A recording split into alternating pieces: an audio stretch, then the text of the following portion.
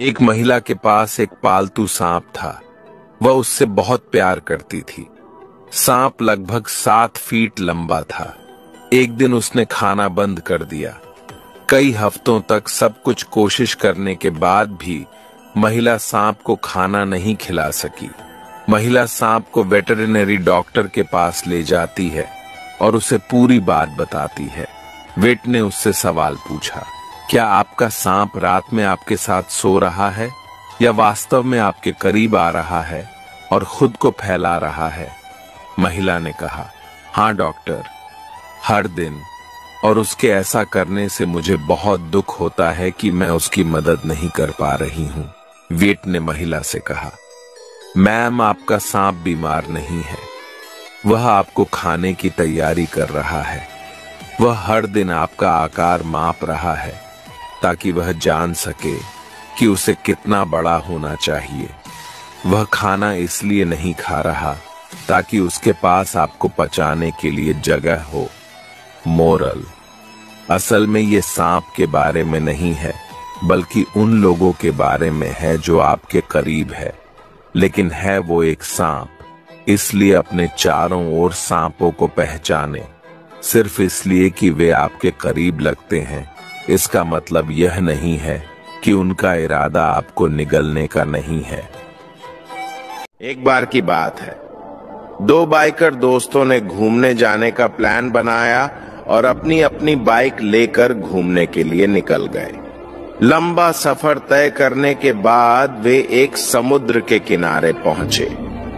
समुद्र के किनारे टहलते हुए किसी बात पर एक दोस्त को गुस्सा आ गया और उसने दूसरे दोस्त को थप्पड़ मार दिया। तब दूसरे दोस्त ने रेत पर लिखा, आज मेरे दोस्त ने मुझे थप्पड़ मारा। वहां से फिर वे दोनों अपनी अपनी बाइक लेकर आगे के सफर पर निकल गए। लंबा सफर तय करने के बाद वे एक पहाड़ी इलाके में पहुंचे। अचानक वहां के रास्ते से फिसलकर दूसरे दोस्त की बाइक खाई में गिरने लगी। तब पहले दोस्त ने उसकी जान बचाई। उस समय दूसरे दोस्त ने पत्थर से खुरचकर एक चट्टान पर लिखा, आज मेरे दोस्त ने मेरी जान बचाई।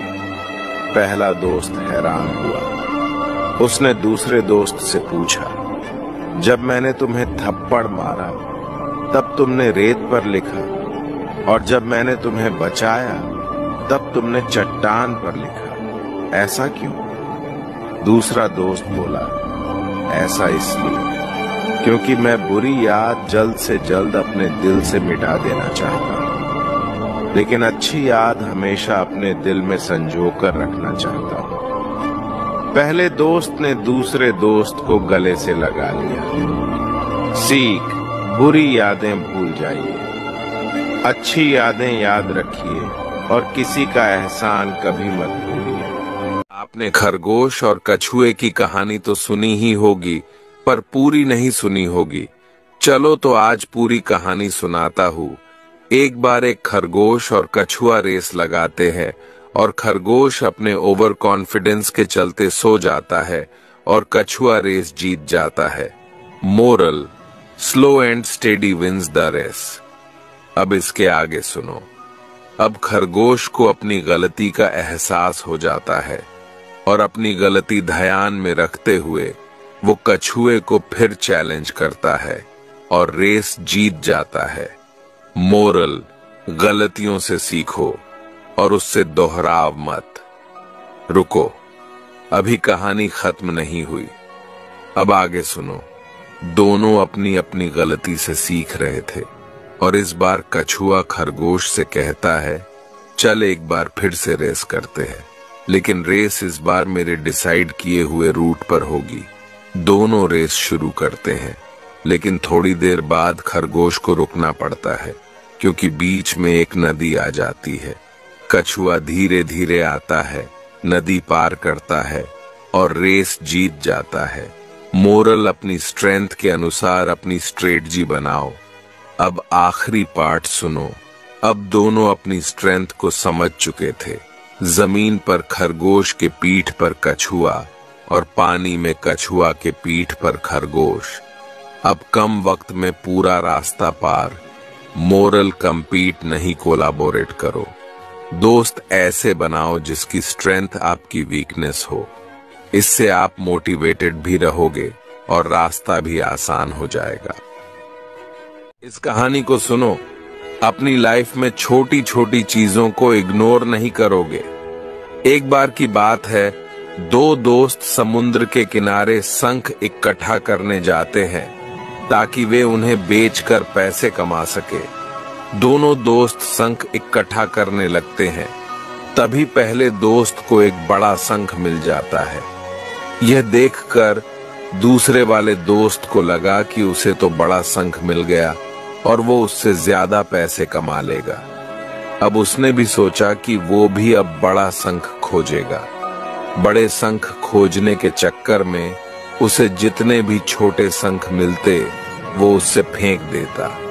शंख ढूंढते ढूंढते शाम हो गई, पर उसे बड़ा शंख नहीं मिला। दोनों दोस्त घर जाने लगते हैं और जाते वक्त पहले वाले दोस्त ने अपने शंख बेच दिए और उसे 2000 छोटे शंख के और 3000 बड़े शंख के मिले।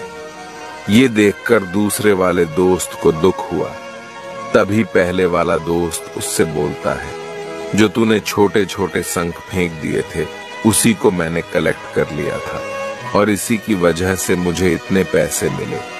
यह सुनकर दूसरे वाला दोस्त सोचता है कि काश मैंने वो छोटे छोटे शंख नहीं फेंके होते तो मैं इससे भी ज्यादा पैसे कमाता। मोरल ऑफ द स्टोरी, अक्सर हम बड़े बड़े चीजों के चक्कर में छोटे छोटे मौकों को गवा देते हैं और यही छोटी छोटी चीजें आगे जाकर बहुत मुश्किलें पैदा करती हैं।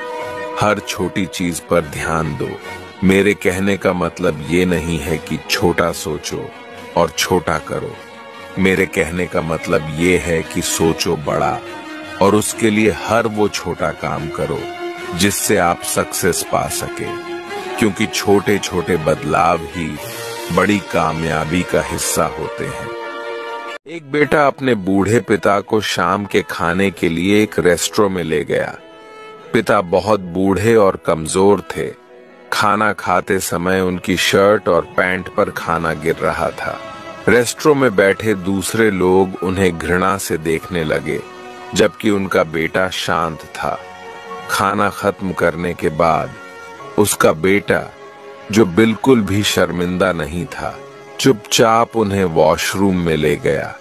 खाने के कणों को पोंछा, दाग हटाए, उनके बालों को कंघी की ओर, उनके चश्मे को मजबूती से फिट किया।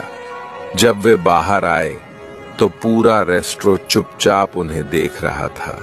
वे लोग समझ नहीं पा रहे थे कि कोई कैसे खुद को इस तरह पब्लिकली एम्बैरस कर सकता है। बेटे ने बिल चुकाया और अपने पिता के साथ बाहर जाने लगा। उसी समय भोजन करने वालों में से एक बूढ़े व्यक्ति ने बेटे को बुलाया और उससे पूछा, क्या तुम्हें नहीं लगता कि तुम अपने पीछे कुछ छोड़ जा रहे हो? बेटे ने उत्तर दिया, नहीं सर। बूढ़े आदमी ने जवाब दिया, हाँ आपने छोड़ा है। आपने हर उस बेटे के लिए एक सबक छोड़ा है और हर उस पिता के लिए आशा छोड़ी है। रेस्टोरेंट में बैठे सारे लोग चुप हो गए। मोरल, उनकी देखभाल करना जो कभी हमारी परवाह करते थे, सर्वोच्च सम्मानों में से एक है। हम सभी जानते हैं कि हमारे माता पिता हमारी हर छोटी छोटी बात का किस तरह ख्याल रखते थे, इसलिए उनसे प्यार करें, उनका सम्मान करें और उनकी देखभाल करते रहे। एक बार एक किसान का घोड़ा भाग जाता है। उसके पड़ोसी उससे कहते हैं, तुम्हारी किस्मत कितनी खराब है, तुम्हारा घोड़ा भाग गया। किसान जवाब देता है, शायद अगले दिन वो घोड़ा वापस आ जाता है और अपने साथ 5 और घोड़ों को ले आता है। फिर किसान के पड़ोसी उससे कहते हैं, तुम्हारी किस्मत कितनी अच्छी है, तुम्हारा घोड़ा अपने साथ और घोड़ों को ले आया। किसान जवाब देता है, शायद अगले दिन किसान का बेटा दौड़ते घोड़े से गिर जाता है और उसके पैर टूट जाते हैं। किसान के पड़ोसी फिर उससे कहते हैं, तुम्हारी किस्मत कितनी खराब है, तुम्हारे बेटे का पैर टूट गया। किसान फिर से वही जवाब देता है। शायद 2 दिनों बाद जंग में ले जाने के लिए कुछ आर्मी ऑफिसर्स उसके गांव आते हैं, लेकिन वो किसान के बेटे को नहीं ले जाते क्योंकि उसका पैर टूटा हुआ था। पड़ोसी किसान से कहते हैं, तुम्हारी किस्मत कितनी अच्छी है, तुम्हारा बेटा जंग में जाने से बच गया। किसान फिर से वही जवाब देता है। शायद मोरल, उन पड़ोसियों की तरह आपकी लाइफ में भी कई लोग आएंगे और हर बात पर आपसे ओवर रिएक्शन चाहेंगे। तब आपको उनके इमोशनल ट्रैप से बचने के लिए उस किसान की तरह सेल्फ अवेयर और हम्बल रहना होगा।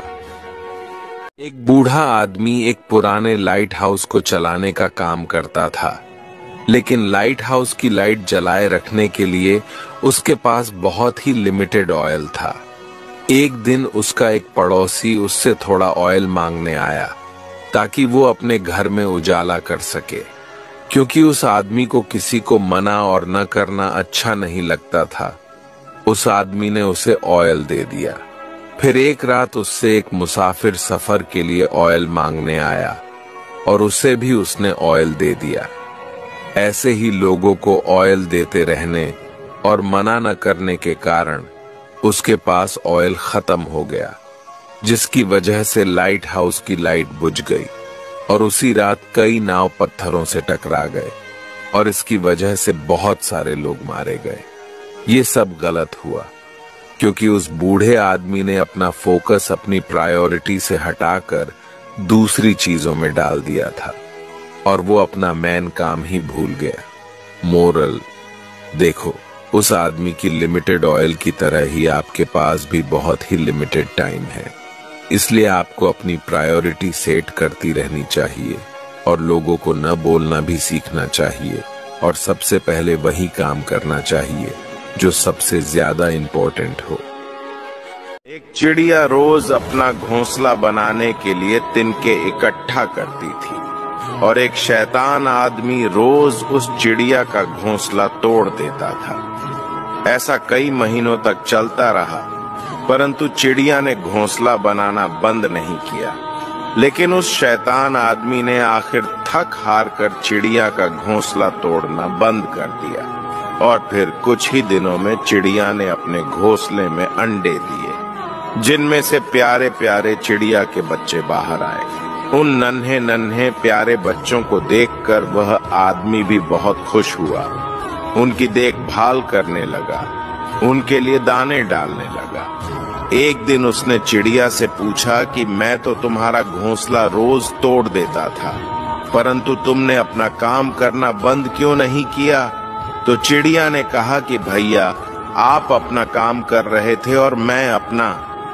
सीख, इस कहानी से हमें यह शिक्षा मिलती है कि यदि सफलताओं या परेशानियों से हताश होकर हम अपना काम करने की आदत छोड़ देंगे, तो जिस दिन हमारी किस्मत अच्छी होगी उस दिन भी हमें सफलता नहीं मिल पाएगी, क्योंकि सफलता के लिए करते रहना जरूरी है।